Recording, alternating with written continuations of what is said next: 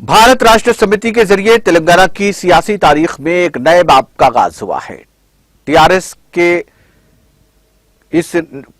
Party को BRS में तब्दील करने के लिए कई रियासतों के कायदीन की मौजूदगी में वजीर आला केसीआर की जानिब से भारत राष्ट्र समिति को कौमी पार्टी में तब्दील करने की करारदाद मंजूर की गई। इसी मन में मसरत का इजहार करते हुए राजेंद्र नगर डिवीजन के सदर पी धर्मा रेड्डी की क़यादत में एक मोटरसाइकिल रैली मुनज़्ज़म की गई और मिठाइयां तकसीम की गई और आतिशबाजी के मुजाहरे किए गए। इस प्रोग्राम में डिवीजन कॉर्पोरेटर अर्चना जयप्रकाश और नौजवान लीडरों ने शिरकत की।